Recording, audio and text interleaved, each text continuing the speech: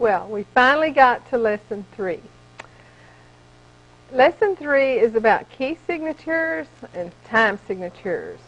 Now on key signatures, we've already had a lot about it, so I don't have very much to tell you. We'll go to the board and see, and it's on page 9 for you, where it says Lesson 3. Hallelujah. Key signatures.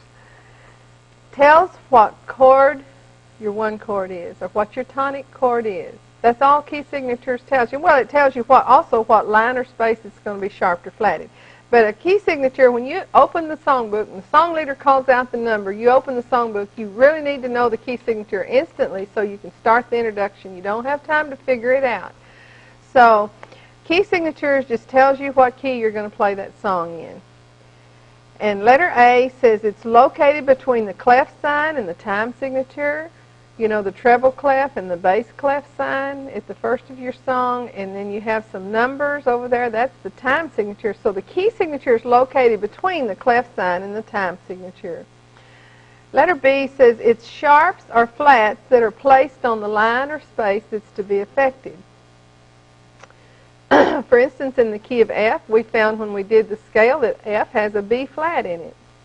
So when you look at the key signature for F, you'll find that the third line in the treble clef has a flat on it. That means all the B's are flatted in that key. Why did they have to flat the B's in the key of F? Well, to get the half step between 3 and 4. So that answers that question. So the sharps or the flats, whatever it is going to be placed on the line or space that's going to be affected. And it tells what notes are going to be sharped or flatted in that key. So that makes it easy for you. Now, letter C, I told you needed to memorize two things. Chord spellings, and this is the other one, key signatures. Just memorize the whole list. Now, we've given you key signatures in other forms. When we did scales, we showed you these 7 scales. Well, those all have the key signatures in them. See, the key of F had 1 flat, B flat. The key of G had 1 sharp, F sharp. And if you've done all 15 of these, then you've got the key signatures right there, and you see what is sharped or flatted in every key and how many sharps or flats each key has. Another place that you saw an example of the key signatures was when we studied chords. Remember, we studied intervals, chords, and now rhythm. In a minute, we're going to get into rhythm. So when we studied chords, we saw right here on the side, there's 7 sharps, 7 flats, and then the key of C, which has no sharps or flats. Whoops, I'm sorry. Didn't have it over far enough. Starting with G is 1 sharp, D is 2 sharps, A is 3 sharps, E is 4 sharps, B is 5 sharps, F sharp is 6 sharps, and C sharp is 7 sharps. And over here it tells you what notes are sharped in those sharp keys. Then we have the key of C, which has no sharps or flats. Then we have 7 flats. F is 1 flat, B flat's 2 flats, E flat's 3 flats, A flat's 4 flats, D flat's 5 flats, G flat is 6 flats, C flat is 7 flats. So that's 15. 7 flats, 7 sharps in the key of C makes 15. There's 15 keys that you can play in. I don't play in all 15. I don't need to. Anything past 5 flats is not in our hymn book, and nothing past 4 sharps is in our hymn book. So if you know that many, that's really good. And a lot of piano players transpose sharps to flats. And the way they do that is everything has to equal 7. If you want to play, if you have a song written in D over here, 2 sharps, D, and you don't want to play in sharps, you want to transpose that to flat, well, you find a D over here. D flat, and it's 5 flats. It's true, it's a half a step lower. But most piano players prefer to do this. But notice that 2 sharps and 5 flats equals 7. If you want to play it in the key of A, it's written in the key of A, and you don't like to play in A, you want to play in A flat, which is just a half a step down. 3 plus 4 equals 7. So you look over here at 4 flats. And there it is, A flat. 4 sharps is E. 3 flats is E flat. That equals 7. So that's a little formula you can use if you like to transpose sharps to flats. Most guitar players prefer sharps because it's easier for them to reach that. But for some reason, piano players seem to like flats better. To be correct, you should learn to play in sharps and flats. I'm giving advice that I have not taken. I don't like to play in sharps. Okay, that's all that I know to tell you about key signatures. When you open the book, you must immediately know what key to start playing it in, and the only way to do that is to memorize. Just go right down the list by rote and memorize the sharps and the flats. And it won't take you very long because it's not that hard. All right. That's all on key signatures. Now we'll go to time signature. Time signature. Remember we said in our toolbox we have intervals, chords, and rhythm. Well, this time signature is what we have to study to get the proper rhythm. If you don't have the proper rhythm, you're not acceptable as a musician. You have to have rhythm, and you have to have it correct. And so this is a very important part. And study real hard on this one. There's not a whole lot to learn, but what you do learn is very, very important. Time signature. It's those numbers there by your key signature. And the top number tells you how many beats per measure. For instance, if it's 4/4 time, the top number tells you that there's 4 beats in the measure. A measure is the distance between 2 bar lines. You'll find that example back on the grand staff where we had that. Letter B, the bottom number tells what kind of note gets 1 beat. If it's an 8 on the bottom, an 8th note gets 1 beat. If it's a 4 on the bottom, a quarter note gets 1 beat. If it's a 2 on the bottom, that means a half note gets 1 beat. Okay, so if it's 4/4 time, there'll be 4 eighth notes, or 4 quarter notes, or its equivalent in each measure. If it's 3/4 time, there'll be 3 quarter notes, or its equivalent in each measure. And we'll learn those equivalents in just a minute. Now, to keep time correctly, because the beat goes on in a regular fashion, it stays steady, while the melody and the syllables of the song go in all different directions, but the beat still stays steady. So to do 3/4 time, here's the best way I do it. I say play 1 bass with your left hand and 2 chords with your right. That equals 3. 1 plus 2 equals 3. 1, 2, 3.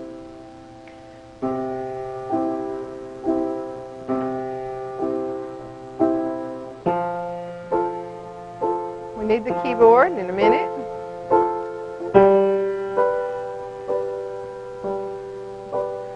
Hear that? 1, 2, 3. 1, 2, 3. 1, 2, 3.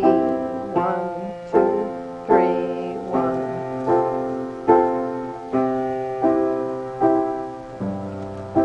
Just as I am without one plea. See, if you changed the time and you went bass chord, like you would in 4/4 time, just as I am without one plea. See, that's not correct, is it? You have to have the correct timing. So if you see 3/4 time, you know it's going to equal 3. Bass and 2 chords. When I say bass, I mean left hand. When I say chord, I mean 2 chords with the right hand. Okay, then in 4/4 time, our notes say that we have the bass on the tonic and the chord on the alternating bass. So it's bass, chord, bass, chord. I'm sorry, I'm going too fast here. 1, 2, 3, 4. 1, 2, 3, 4. See, that equals 4. I'm just doing a C bass and a C chord and then an alternating bass. 1, 2, 3, 4. See, that's the 5 of the C chord. 1, 2, 3, 4. 1, 2, 3, 4. Okay, if you was to do Amazing Grace in 3/4 time, it'd go like this.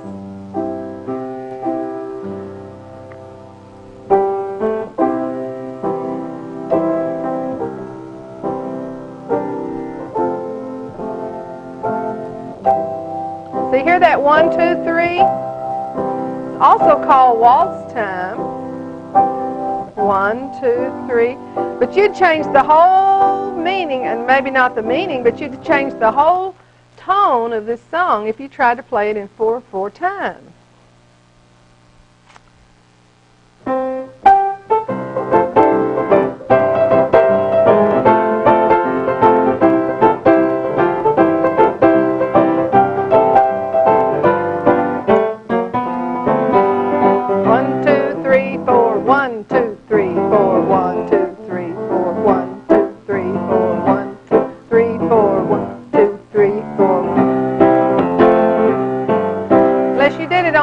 You should never play Amazing Grace in 4/4 time, not for congregational singing. See how it changes the whole mood of the song? 3/4 time is one thing, 4/4 is another. You've got to be right musically, rhythmically to be right musically. So in 4/4 time, you have one bass, one chord, one bass, one chord. I believe that covers that. Now let's go to the chart on the note values that we talked about.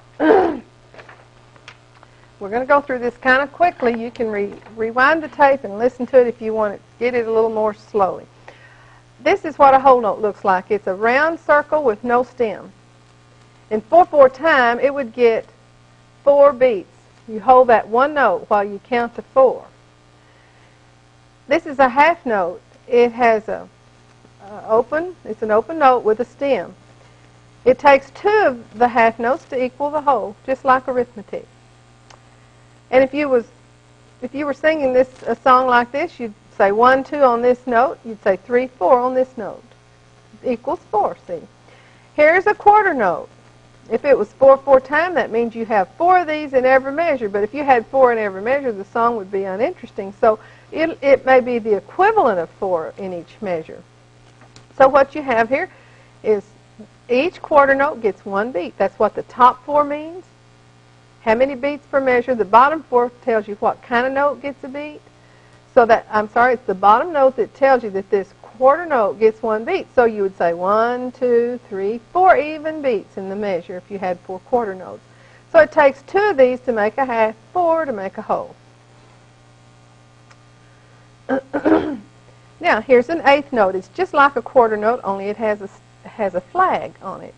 And it takes 2 eighth notes to equal a quarter, 4 eighth notes to equal a half, and all 8 of them to equal a whole note. Now, if you were counting these, and it was 4/4 time, so pretend it's 4/4 time, you'd say 1, 2, 3, 4 while you hold that note for 4 beats. Here you'd say 1, 2, 3, 4. You'd have 2 syllables in that measure. You'd have 4 syllables in this measure. You'd say 1, 2, 3, 4. But in this measure, you're going to have to break these beats half in 2. You're going to have to say something besides 1, 2, 3, 4 in order to count these eighth notes. So here's the way you do it. You say 1, and every time you say and, you have divided that beat into 2 parts. Instead of the same length of time you would say 1, here you say 1 and. So they're going to go faster, aren't they? Takes 2 of them to equal a quarter note. Takes 4 of them to equal a half note, and all 8 of them to equal a whole note. And so you would say 1 and 2 and 3 and 4 and it would take the same amount of time that it took to do this one note up here. All right, here are 16th notes. And they have 2 flags on them, so they're going to go twice as fast as the 8th notes. And you're going to have 4 of them that equals, well, 2 of these will equal 1/8 note. 4 of them equals a quarter. So each beat you're going to use 4 of these for each beat. So you've got to figure out a way to divide those up too. Up here you said 1 and, but here you got to go twice that fast. So you say 1, E, and 2, E, and 3, E, and 4, E, and A. So 1 E and a 2 E and a 3 E and a 4 E and a, and that takes up the same amount of space as this one note up here did. So some notes are going to go fast, some are going to go slow. And that's the way you look at it. Now there's some rests, a chart of rests, that we're not going to go through one by one, but they're exactly the same as those notes. This is what a whole rest looks like. It looks like it rests under the line, and it gets 4 beats just like a whole note. Half rest rests on top of the line, and it gets 2 beats just like a half note. These are quarter, something like quarter rests. They're not really good ones because we did them on the computer. But you'll see in your songbook some quarter rests that look similar to this. So 1, 2, 3, 4, each one gets 1 beat, just like the quarter notes did. Here's the 8th rest, same as the 8th notes. What rest means is that you don't play there. I mean, you don't sing there. But you know what? If you're playing and you come to a rest and you got a bunch of time on your hands, and the people are singing and they're holding that note, that's your cue to put something pretty in there while they're holding it. All right. So anyway, here's the 8th. Here's the 16th rest. Has 2 flags like the 16th note does. And so that's the chart on rest. But the main thing we want to do right now is learn to count. I know you know how to count, but this is a little different. A little different. And we're not going to take the time to go through every one, but let's see. What I want you to do after you learn how to do this is to write the count under each note and then come back and clap that. So we'll do the first one, and you come back down through and do the rest. 3 4 times. What does the 3 mean? It means how many beats to each measure. So here's 3. The bottom number means a quarter note gets 1 beat. So here we have 3 quarter notes in this first measure. We'll say 1, 2. That's how you write the count. Now, second measure, here's a quarter note. That quarter note gets all of beat number 1. You don't say and. Now, what a dot does to a note is that it increases the note's value by 50%. The dot gives this note half again as much, or increases it by 50%. But the note got all of beat number 1. So where do you think beat number 2 would start? It would start at the dot. So you would hold this note while you say 1, 2, and then you come in on the last half of 2 with this note. 1, 2, and 3. You see? You hold this note while you say 1, 2, and 3. See how fast that 8th note went? 1, 2, and 3. All right, here's a half note. It gets 2 counts, and there's the third one. Here is a half note with a dot. If the half note gets 2 beats, what does the dot get? Half that much. It gets 1. So the whole thing, you hold that note while you say 1, 2, 3. Next measure. These are 8th notes. Now they get a half a beat. What do we have to do to divide a beat? We say 1 and 2 and 3. Next measure, 1. Now this is an 8th note. I mean, it's 2 8th notes, and they're just tied together. It's not a tie, but they're both 8th notes, so you can put this line in between. That means they both got a flag, so they're 8th notes. So they're beat number 2. 2 and is the way you count that. And here's 3. Then go back and clap it. It goes like this. We'll just keep it right here on the number so you can see what we've got. 1, 2, 3, 1, 2, and 3. 1, 2, 3, 1, 2, 3. 1 and 2 and 3, 1, 2, and 3. And that's the way the rhythm of that song goes. But notice, each one has a 1, a 2, and a 3. And that's where the beat.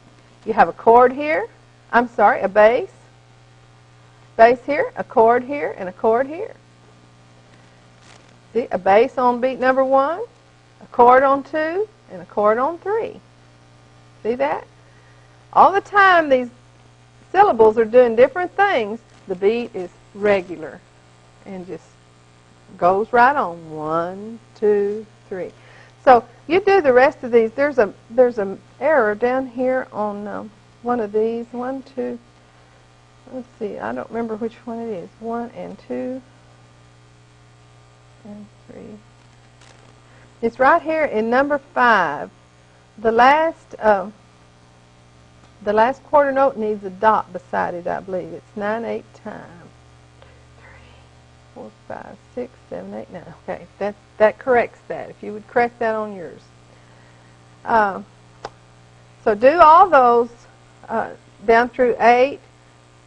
See, here's 4, 4. That means 4 beats to the measure. A quarter note gets a beat. Here's 6, 8. 6 beats to the measure.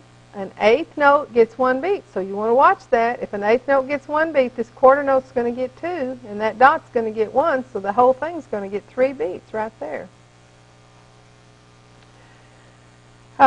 Here's 6, 4 time. That means 6 quarter notes to the measure. Here's 9, 8 time. That means 9 eighth notes to the measure. Here's 2, 4 time. Excuse me. 2 quarter notes are its equivalent to the measure. Here's 3, 8 time. 3 eighth notes are its equivalent to each measure. And here's 12, 8 time. If an eighth note gets 1 beat, what does the quarter note get? It gets 2, doesn't it? And the dot gets 1, so that note gets 3 beats. 1, 2, 3, 4, 5, 6, 7, 8, 9, 10, 11, 12. 1, 2, 3, 4, 5, 6, 7, 8, 9, 10, 11, 12. 1, 2, 3, 4, 5, 6, 7, 8, 9, 10, 11, 12. I did this one wrong.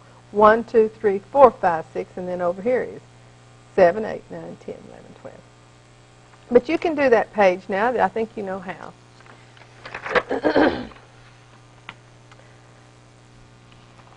Now, like I said, the beat goes on. And so now we're going to just look briefly at these conducting patterns. Most of our songs in the hymn book actually are 4/4 or 3/4 time. And whether you understand these little diagrams or not, when the first beat of the measure comes along, that's called the downbeat, and that's where you start on beat number 1. You come down to beat number 1. Let me think of a song. There's a land that is fairer than day. That's 4/4 time. See? 1, 2, and 3, 4, and 1, 2, 3, 4, and 1, 2, and 3, 4, and 1, 2, 3, 4. Down, in, out, up, down, in, out, up. Da, da, da, da, da, da, da. See? That's 4/4 time. Now, go back to Amazing Grace for this. We're wearing that song out. But for 3/4 time, we go 1, 2, 3. Amazing grace, how down, out, up, down, out, up, down, out, up. Now, some 6/8 time and some 2/4 time is you do it in a 2 pattern. Oh, I need to move that up. Excuse me. This is the 2 pattern. It's like a fish hook. Just go down and up, down and out, and up. Just swing it around and come back up. All right. 2/4 time. 1, 2, 1, 2. 2/2 time. It's 1, 2, 1, 2. Now, some 6/8 time is done in 2. An example of that is Love Lifted Me. If you tried to divide, it's 6/8 time, and if you tried to divide it into 3s, you know, 6 is divisible by 2 and by 3. So some songs are done in a 2 pattern, some are done in a 6 pattern, or just repeat the 3 pattern twice. And so, if you tried to do Love Lifted Me up here, you'd say, I was sinking deep in sin, and you would just wave your arm off. So the best way to do Love Lifted Me is, I was sinking deep in sin, far from the peaceful shore. Down, up, down, up. So some 6/8 time is going to be like this, and some may be like this. So that's basically my reason for putting this in the course is that when you sit down to play, if you cannot get the rhythm, and you're practicing and you just can't get the rhythm, then sit there and direct yourself until you feel that rhythm. This is something you have to feel. It's in your soul. You've got to feel the rhythm, or you'll never be able to play it. When we play congregational singing, let's see. Hear that beat?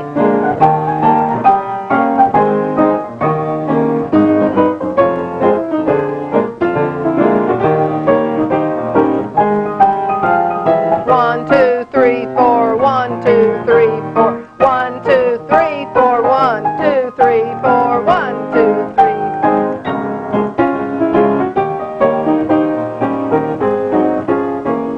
But without that beat, that song would not be what it is. So beat is so important. Get the rhythm. Get it right. All right. That's all on Lesson 3. We can go into Lesson 4.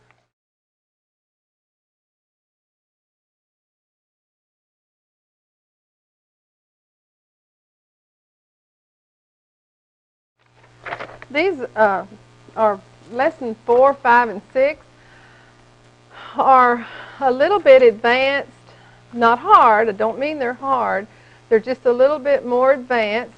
And some of you are not ready for 4, 5, and 6, but you will be soon.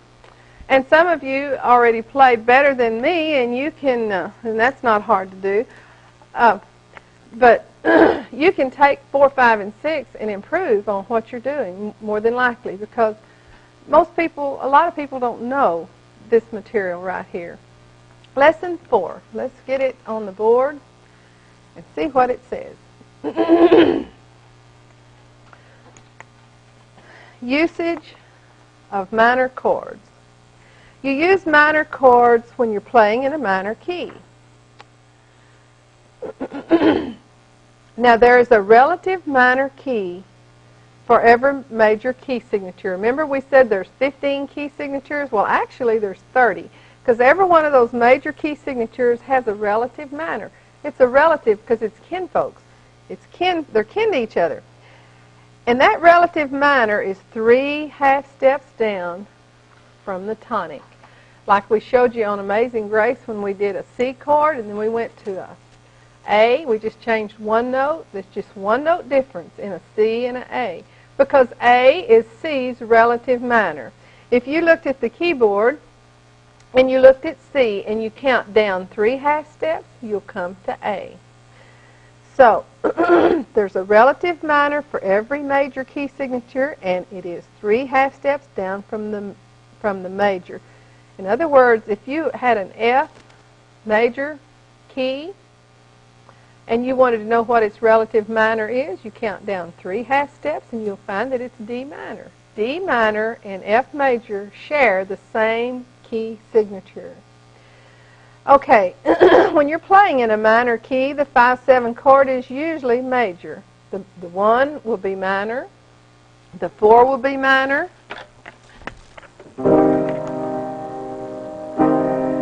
There's the 1, C minor, C, E flat, G.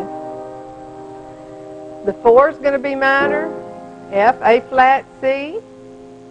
But the 5 is going to be major, a G7 chord. I am a poor wayfaring. Right there's a 5 chord. It's major. Wayfaring pilgrim, back to a 1 minor.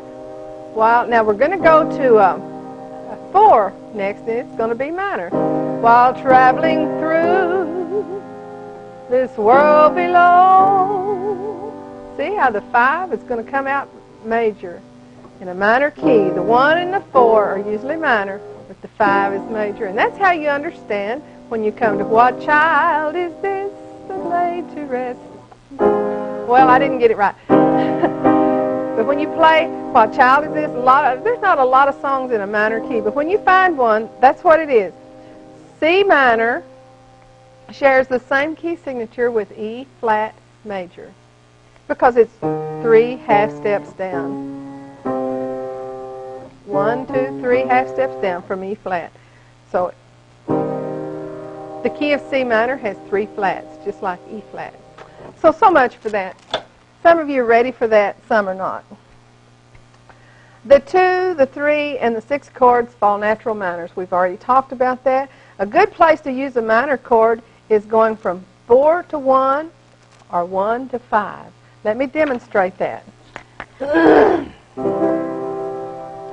I'm in the key of C. That's a good example because you can understand that key. When we get the keyboard up there, I'll show you.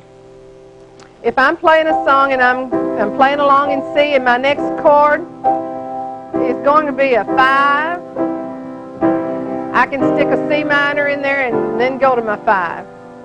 It's something you add. It doesn't have to be written in the music. But if it affects the melody, you can't do it. Otherwise, you can.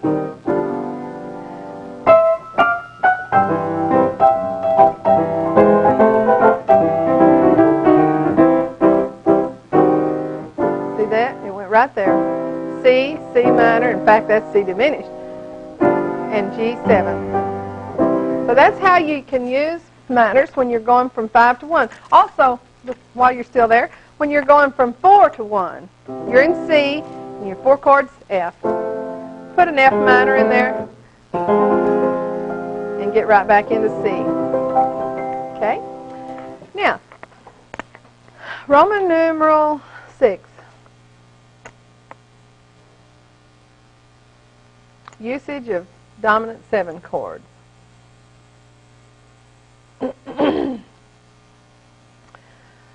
A 7 chord falls a natural minor. Remember when we went up the scale playing chords in key of C, we got to B, D, F, and we found out that, a natural diminished.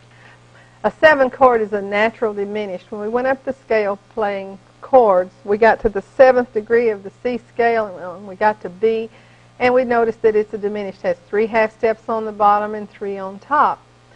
A dominant 7 chord is entirely different. It's not built on the 7th degree of the scale, but it's any chord, anywhere, with a flatted 7th degree added, just like the last column on your chord chart. You'll see the dominant 7 chords. And so that's what we're talking about when we say dominant 7. It's also listed as a 5-7 like this, because the 5 chord is your dominant chord, and you add a flatted 7th degree, and you've got a dominant 7 chord. Well, now, it's called dominant because it dominates you to go to another chord. And when you put a 7 on a chord, we're going to need the keyboard here, but when you play a 7 on a chord, it's going to take you 5 tones down. It's going to dominate you and make you go to another chord 5 tones down. Okay, here's C, E, G, and B flat. That's a C7 chord, isn't it? Okay, what is 5 tones down from C? 1, 2, 3, 4, 5. When you play a C7, you know what? Guess what? You have to go to F. Can't go anywhere else. It pulls real hard. Pulls you to F. Well, I guess you could if you wanted to be incorrect. But you put a 7 on that F, you're going 5 tones down. 1, 2, 3, 4, 5, B flat. Every time you put a 7 on it, you're going 5 tones down. Got it? Okay, so that's really good to know because this is going to help you modulate, and it's going to help you transpose, and all this good stuff, and besides it's pretty when you're changing chords to put those dominant 7s. Anytime you have a 5 chord, you're likely to have a dominant 7 on it. Okay, where were we when the lights went out? It's called dominant because it dominates you to go to another chord 5 tones down. Now, I want to show you the most exciting part of this whole thing, and that is the circle of fifths. There's several ways you can use the circle of fifths, but just like on the chord chart, if you circled any 3, you'll find your 1 chord, your 4 chord, and your 5 chord. That's just one way to use it, but the way I'm talking about now is using these 7s. If you are in the key of C, and that's your 1 chord, and the song goes off possibly to a 2 chord. What is 2 in the key of C? If C is 1, then D is 2. So that's an off chord, isn't it? A 2 chord is an off chord because the 1, the 4, and the 5 are the main chords. But you go off over here to an off chord. Say this is a 2 chord in the key of C. And you put a 7 on here. You're going to have to go back 5 tones down. That's a G. You put a 7 on that G, you've got to go 5 tones down again. And that takes you back home. So you're playing in C and you go off to a 3 chord. What's 3 in the key of C? C, D, E. That's the 3rd degree of the C scale. So you're going, oh, excuse me, I went the wrong way. Mark that out. I meant to go to E, not E flat. There is a difference. This says E sharp, and that's incorrect. That's a typographical error. It's just E. This is not A sharp. It's A, not D sharp. These don't have sharps by them. There is 1 sharp in G, and there is 2 sharps. There are 2 sharps in D. There are 3 sharps in A, 4 sharps in E. But it's just E, and it's just B. But it is F sharp and C sharp. All right, back to the drawing board. We're in C, and that's our 1 chord. We're going off over here to a 3 chord. It's a minor, but if you wanted to change it to a major, all you do is raise the 3rd, because you lower the 3rd to make a minor. So if you want to make a major, you just raise the 3rd off of a minor key chord. So we go off over here from C to E. And how are we going to get back home? You can't just jump back. You put a 7 on it, and the music's going to be written this way, because this makes sense. This is the way music makes sense. You put a 7 on it, it takes you back to A, 5 tones down. Put a 7 on it, it takes you to D, 5 tones down. That takes you to G, 5 tones down, and you're back home to C. And that's how one way the circle of fifths works. Another way the circle of fifths works is that, sorry. I can't get it all on there, can I? Another way the circle of fifths works is that all your key signatures are right here on it. Another way it works, some people are having what they're calling seamless song services. This is not new, but maybe the term is new. And what they do, they just go from one song to another without stopping. Okay, if you're going to have a song in C, now I'm into lesson something else besides 4 now. It's either, I'm in lesson 6. If you want to turn to lesson 6 and look along with me for a minute on this one. I'm going to rattle the paper a while, and then I'm going to put it up here. To modulate on page 17, lesson 6, means a change of key. And it says, if possible, go directly to the 5 chord of the new key. You'll find this on page 17. Go to the 5 chord of the new key. Okay, we're in C. We're going to sing the next song that's in D flat, 5 flat. It's up just a half a step from C. What chord would we go to get to D flat? We'd go to the 5 chord of the new key. If you know your chord spellings, you say D has DFA. That's the way you spell a D chord. So it's going to be some kind of A's where we're going, because that's the 5 of our new key. This is our new key. We went from 1 chord to a 2 chord. A D flat went from C, we went up, C to D flat. But in order to get there, we had to go through the 5 chord of the new key. If I could have the keyboard, I'll demonstrate that. I'm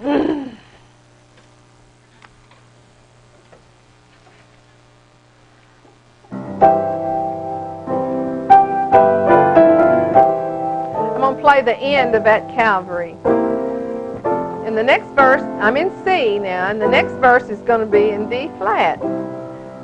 I've got to hit an A flat 7 to pull me there. See how it pulled me there? Now I know where to start my next verse.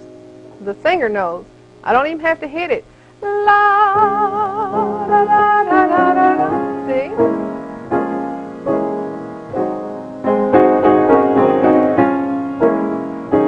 Okay, say I want to do the next verse. Up a whole step. I want to go to E flat.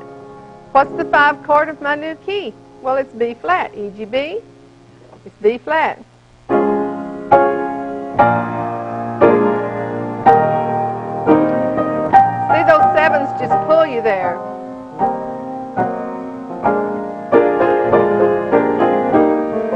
And you're playing by the 1-4-5 method, so it doesn't matter what key you're in.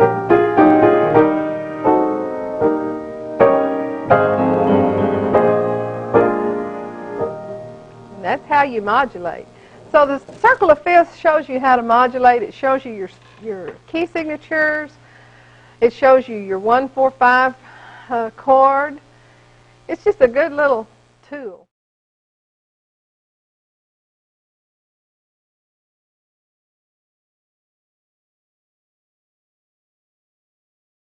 Lesson 4, 5, and 6 are basically advanced material, but anyone can learn it. It's not hard. We touched on Lesson 4 already in the last session, but I want to make sure you understand it. Usage of minor chords, usage of dominant 7 chords, 5-7 chords, and how to use those. Then we'll get into Lesson 5. Usage of altered chords. This is a little more of the same, actually. Letter A shows a few examples, not all, but a few examples of how minor chords can be used. When you're going from 4 to 1, as we demonstrated in the last lesson, you can play a 4 minor. I'm sorry, between 4 and 1. Yeah, and this is a typographical error right here. That's supposed to be 1. 4, and then 4 minor, and 1. Okay, between 1 and 5, you can play a 1 minor and then go on to a 5. 1, I'm doing it in C, C, and then C minor, and then G. These are acceptable places to add chords that are not written in the music. If they affect the melody, you cannot use them. Now, diminished chords. That's where you lower the 3rd and the 5th bow. Can you see that on your chord chart? When you're going from 1 to 5, you can put a 1 and a 1 diminished, and then go to the 5. Works a whole lot like the minors. And then between 1 and 2, like from C to D, play a 1 and a 1 diminished, and then a 2. Now that 2, according to the circle of fifths, is going to lead you to a 5, and that's going to put you back home. Let's do that again. 1, 1 diminished, a 2 minor, a 5, and back home to 1. That's the circle of fifths again, working for you. Beautiful. Now, between 1 and 1, sometimes if you're just, you know, not changing chords, sometimes when you're not changing chords in the song, you can just stick in a raised 4th degree. You know, if a 4 chord in the key of C is F. And if you want to make an F sharp diminished, you just raise that 4th degree a half a step and you've got that. So,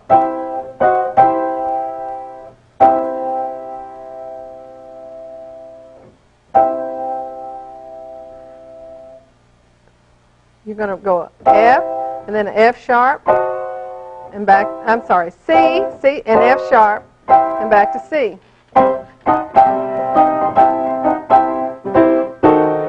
That's what that sounds like. Look at this. I added a 6th degree of the scale to it with this A.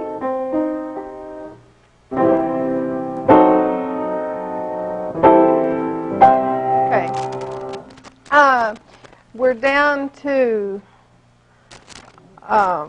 between a 4 and a 1. You can do that same thing. You get right on into the 1 chord. Now, augmented chords can be used, like between 1 and 4, a 1. And what do you do for augmented? You raise the 5th degree of the 5 of the chord. You raise it a half a step. And then you can go right into a 4 chord from there. Where are we? Augmented, right here. A 1 augmented, and a 4. Number 2, between a 1 and a 2, it's the same thing. But when you get to that 2, you're going to a 5 and back home. Now, between 1 and a 6, you can do that same thing. A 6th chord in the key of C is A. And we're going to put a augmented But according to the circle of fifths, now we're off over here in A, and we're playing this song in C. How are we going to get back to C? We've got to go 5 tones down from A, which is D. Now we have to go 5 tones down from D, which is G. And then we get back home. That took us home. The circle of fifths, again, worked for us. So basically, this all works with the circle of fifths, and that's what... one song you can put a lot, well, anywhere nearly, you can put a lot of augmenteds, diminished, and they're beautiful when you learn to use them. You have to use them in the proper place. Let's do it, Calvary, and just show you a little bit about what you can do with that. I need to show you the keyboard. Okay, this is the C chord. There's C minor, 6. C, E flat with that A. And right back to C. Now, a diminished chord. C diminished. Now go to G.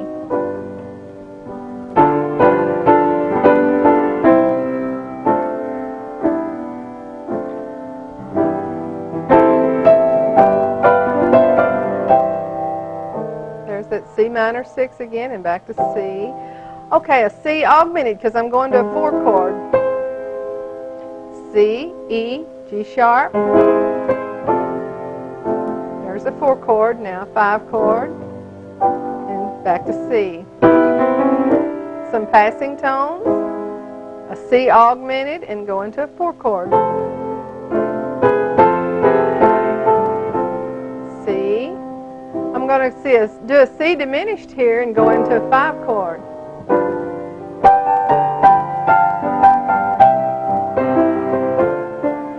Passing tones in there. Now I'm in a 4 chord.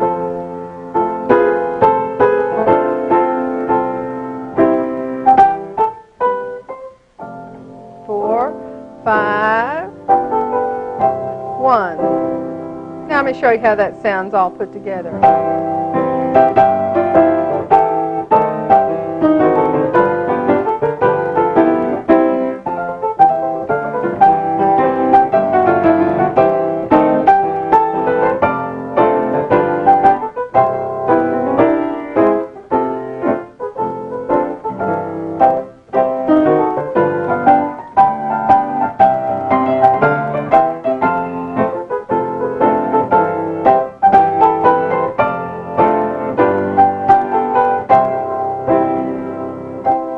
Is so powerful, and those extra things just make it so pretty. In one place I did something that I didn't show you what I was doing. It was broken chords. Let's see if I can find it.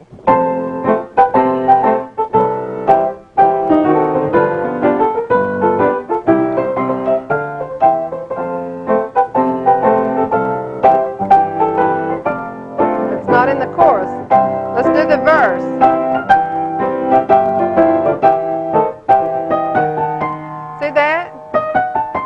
Be the same if I hit it all together, but break the chord up.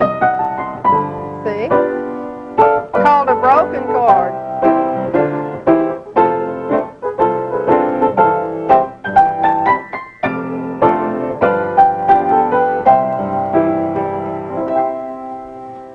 If you'll put all this together and use it, you'll sound much, much better than I do. Now, I want you to go ahead on your own and learn how to play in F, learn how to play in G, learn 2 flats, B flat, 3 flats, learn to play in 3 flats, E flat, learn to play in 4 flats, which is A flat, learn to play in 5 flats, which is D flat. And if you can play in those 7 keys, C, G, F, B flat, E flat, A flat, and D flat, you can play every song in your hymnal. If you can play in those. We got to test number 3. Let's don't call it test. Let's call it learning device number 3. I want you to take this test and answer all the questions. We'll come right back and score it, or correct it, I should have said, so that you can study it and know all the information on it. Okay, let's take the test.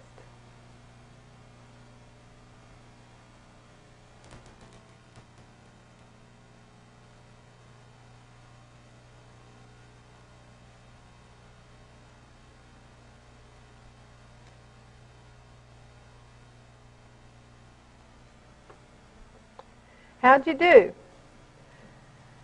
Let's see. Number one, what does a key signature tell you?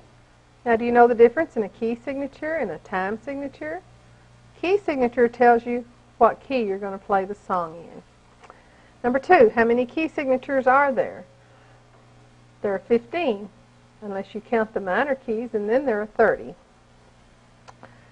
How do you know which note to sharp or flat in a key? Well, that note will be sharped or flatted in the key signature on the line or space that it's going to be affected. Number four, what other method can you use to determine what the sharps and flats are? That's the half-step, whole step method. Do a scale by half steps, whole steps, and you'll see what notes are sharped or flatted in that key. Number five, what is the key signature for A flat? Well, if you memorize those, you know it's 4 flat. What's the key signature for A? I wanted you to understand that there's a difference in A and A flat. It's 2 different keys. The key of A has 3 sharps. Look, 4 flats and 3 sharps. Doesn't that equal 7? That's what we learned, wasn't it? Okay, what does the top number in the time signature tell you? It tells you how many beats you will have per measure. Number 7, what does the bottom number tell you? It tells you what kind of note gets 1 beat. Number 8, how do you keep time in 3/4? You have 1 bass and 2 chords. Bass, chord, chord. Number 9, how do you keep time in 4/4? Bass, chord, alternating bass, and another chord. That equals 4. Okay, draw the following notes. A half note has open note with a stem. Whole note is just a round circle, no stem. A dotted half is a half note with a top beside it. A quarter note is a filled-in note with a stem. Dotted quarter is just like it, only it has a dot. The dot's always on the right-hand side. The 8th note looks like the quarter note, only it has a flag. Now, number 11. What does a dot do to a note? It increases the value of the note by 50%, or gives it half again as much as it was worth. Number 12. What are the 3 main chords in any song? Oh, we're back to the basics, aren't we? The 1, 4, and 5 chord are your 3 main chords in any song, no matter what key you're playing in. Number 13. Name all the off chords by number. There are 2, 3, 6, and 7. It's everything but 1, 4, and 5. All right, number 14. Name the notes in the G scale. Well, if you start with G, that's got to be 1. A is 2. B, C, D, E. By the end of this program, you should be able to enhance the preaching of the gospel by having the understanding. You can't master all this in one sitting, but you'll have the understanding to go from here and use all the information you've gotten off these tapes to do everything that I do, plus more. But these are going to look a lot easier to you than they did the first time you heard them. Play for congregational singing in a very short time. Can you see now how, with the information you have at your disposal, how you could do that?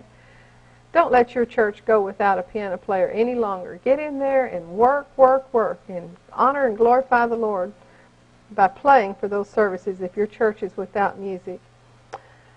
Transpose any song instantly. See, a 1 chord is a 1 chord in any key. A 4 chord is a 4 chord in any key, or a 5 chord is a 5 chord in any key. So if you don't want it in the key it's written in, just go by the 1, 4, 5 chords and play it anywhere your singer needs it played. Okay, number 3, accompany singers in any key. Maybe you haven't learned to play the melody yet. Maybe you haven't done the ear training enough where you can hear those intervals. Well, just play the chords and let the singer sing the melody. they'll sound better that way anyway. That's how soundtracks do it. And then you learn to hear intervals in order to play by ear and improve sight singing. When you see a note that's on a line and the next note is up on the next line up, then you know you're going up a third. So you understand the intervals, and if you do your ear training properly, you'll be able to hear all those intervals, and it'll improve your sight singing. You can see how far to jump when you jump from one note to another. It'll improve your rhythm. We learn the patterns of directing music. We learn to hear chords. If you've got 3 chords and you play one and it's time to go to another one, if you play the wrong one, you only have one choice left. So you can learn to hear those chord changes and understand which chord to play, because you know the main chords are going to be built on the 1st, the 4th, and the 5th degrees of the scale, whatever scale you're in. Then you'll move from 4-part playing to all over the keyboard style. There's no need playing just 3 notes anymore. You can move those 3 notes all up and down the keyboard. As long as you stay on those 3, if you're playing a C chord, you've got C, E, G, you can play that C, E, G from one end of the piano to the other. So you're not limited anymore to the middle of the piano. Then you're going to learn some runs. Remember we talked about passing tones and those kind of things, and arpeggios. Know the whys of playing by ear. Why do you go from a 2 chord to a 5 chord? It's that dominant 7 that pulls you, isn't it? And why do you go back to a 1 from a 5? How come you can play a 1 and a minor and then take you to a 1 minor and it'll take you to a 5/7? There's all those whys. They all add up. They all make sense. And if you understand this, then you're just playing on automatic pretty soon. Just as soon as you get it built into your mind and then it gets into your hands, then you just switch to automatic. You don't play the same thing twice. You don't the same way twice. You don't memorize anything. You just simply put your hands on the piano and your subconscious takes over, because this is part of you. When you learn this, and learn it well. All right, then you learn to spell any chord. Fill out that chord chart pattern. Now, I hope that you have enjoyed this course, and I hope you reach every one of the objectives that we promised you, and I hope you'll use it to honor and glorify the Lord. And I want to motivate you to play better than I play, and that will not be hard.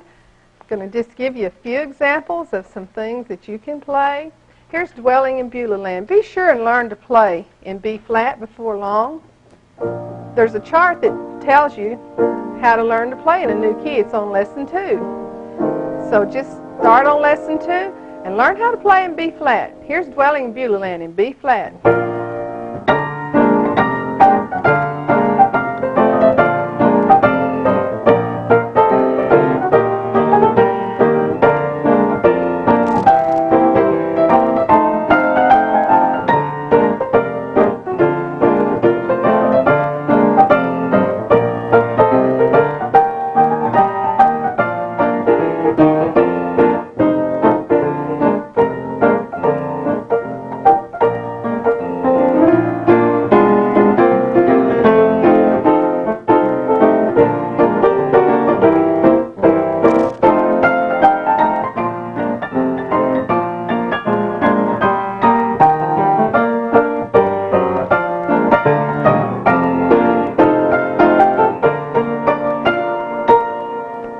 Mansion over the hilltop.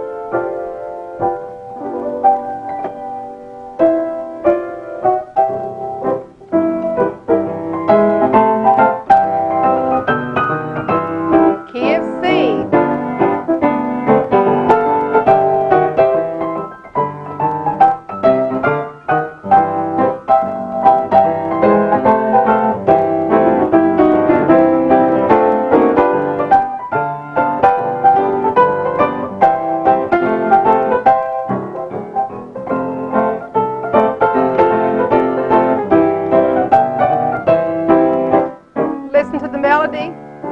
I'm not playing it, but you're hearing it.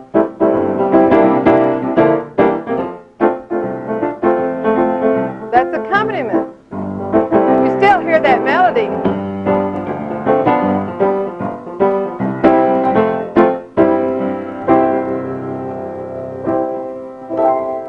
just a closer walk with Thee.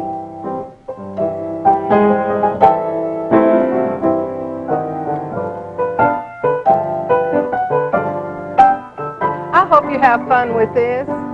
Don't make it hard, because it's really simple.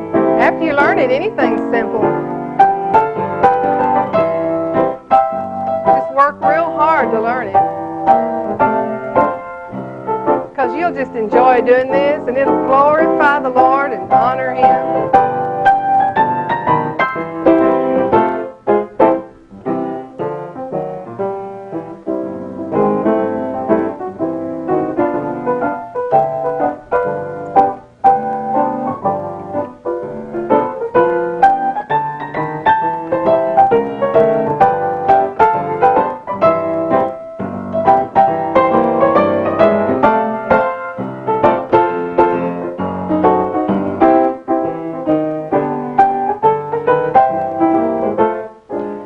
Now, music affects people's moods, and if you want a quiet mood in the service,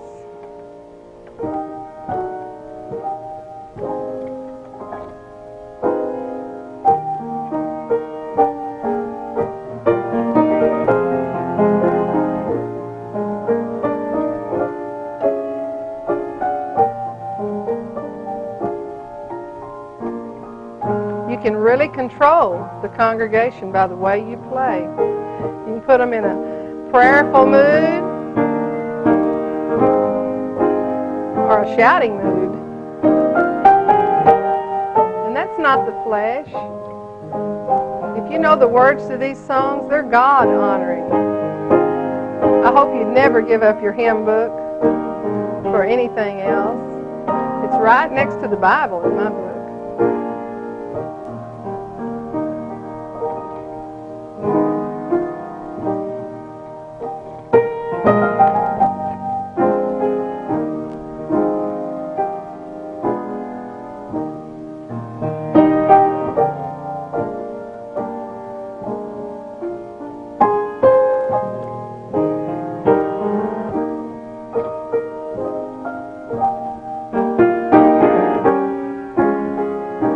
Have any idea how many people have come to the Lord from hearing that song?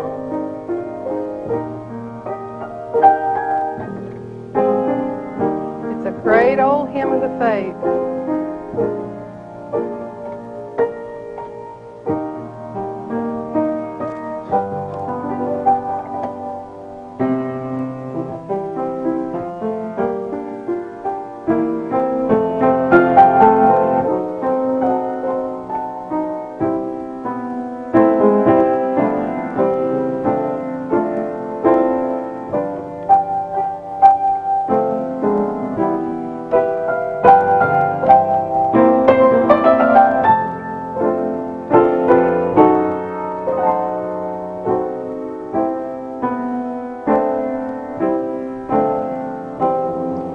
Invitation's over, and you're ready to send them home now with a shout.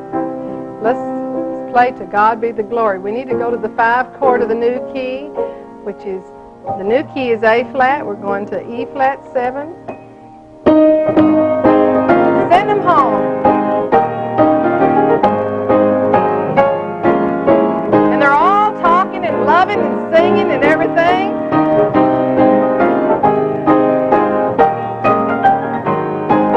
Can't you hear them? They've been to church.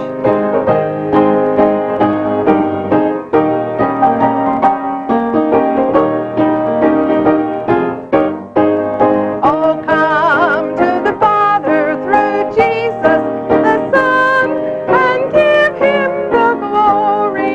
Great things He hath done. God bless you. Good night. Cool.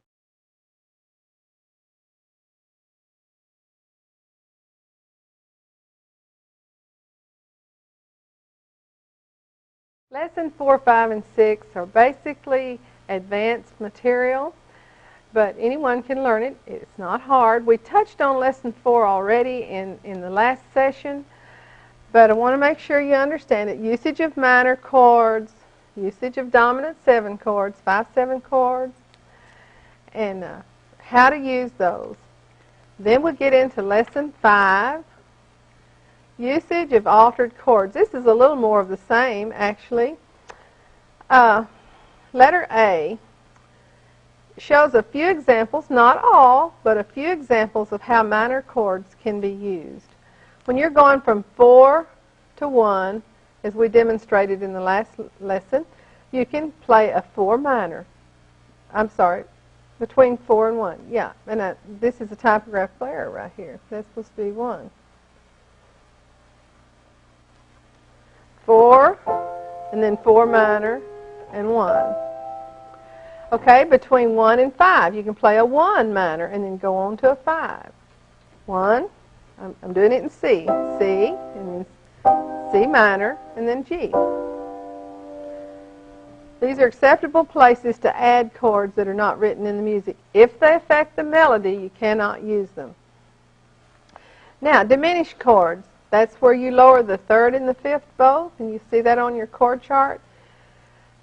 When you're going from 1 to 5, you can put a 1 and a 1 diminished, and then go to the 5. Works a whole lot like the minors.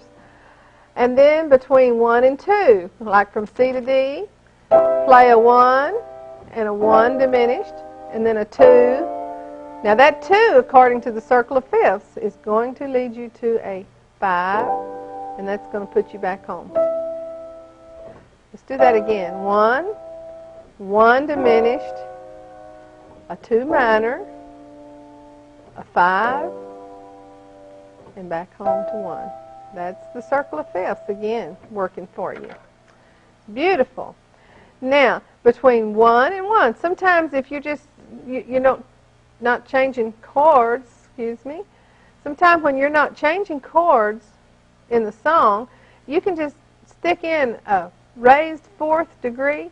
You know, if a 4 chord in the key of C is F.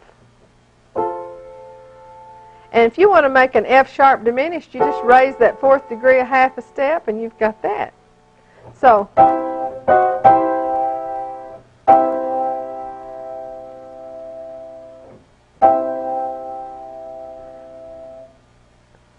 you're going to go F, and then an F sharp, and back, I'm sorry, C, C, and F sharp, and back to C.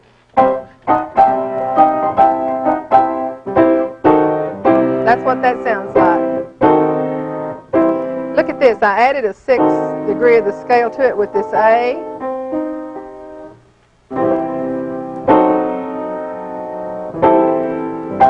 Okay. We're down to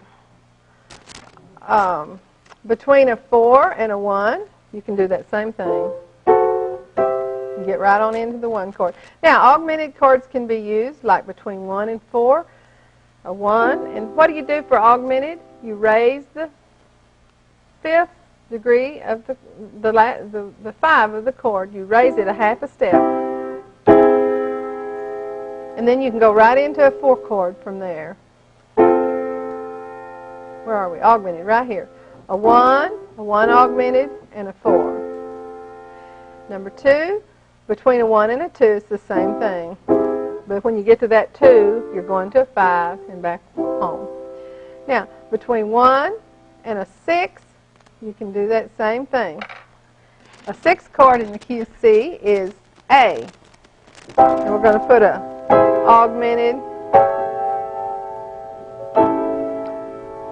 But according to the circle of fifths, now we're off over here in A, and we're playing this song in C. How are we going to get back to C? We've got to go 5 tones down from A, which is D. Now we have to go 5 tones down from D, which is G. And then we get back home. That took us home. The circle of fifths, again, worked for us. So basically, this all works with the circle of fifths, and that's what...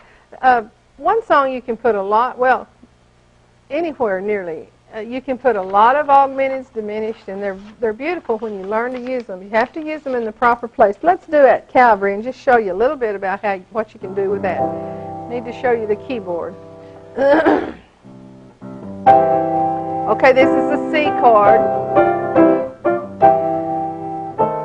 There's C minor 6, C, E flat with that A, and right back to C. Now, a diminished chord, C diminished. Now go to G.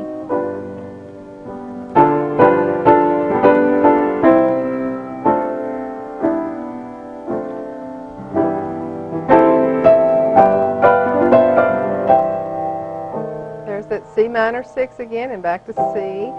Okay, a C augmented because I'm going to a 4 chord. C, E, G sharp. There's a 4 chord, now 5 chord. And back to C. Some passing tones. A C augmented and go into a 4 chord. C. I'm going to do a C diminished here and go into a 5 chord.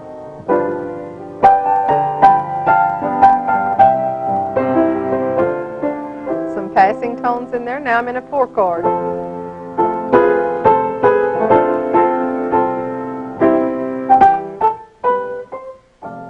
4, 5, 1. Now let me show you how that sounds all put together.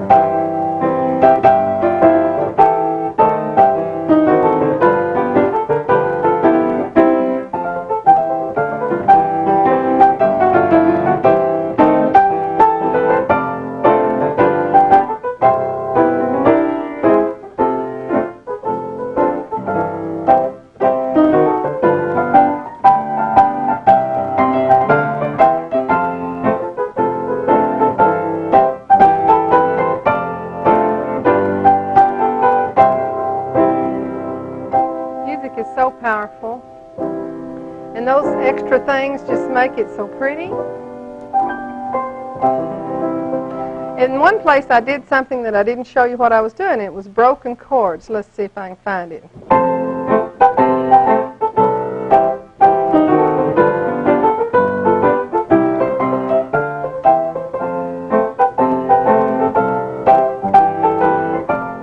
It's not in the chorus. Let's do the verse.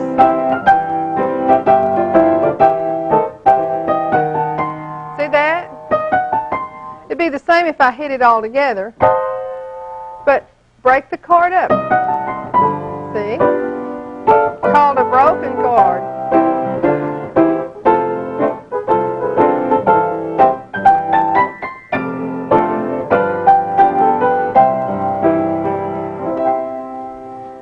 If you'll put all this together and use it, you'll sound much, much better than I do.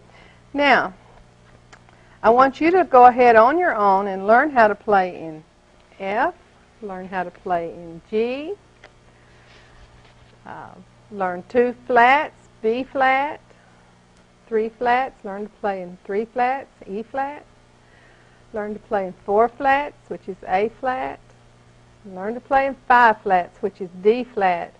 And if you can play in those 7 keys, C, G, F, B flat, E flat, A flat, and D flat, you can play every song in your hymnal. If you can play in those. We got to test number 3. Let's don't call it test. Let's call it learning device number 3. I want you to take this test and answer all the questions. We'll come right back and score it, or correct it, I should have said, so that you can study it and know all the information on it. Okay, let's take the test.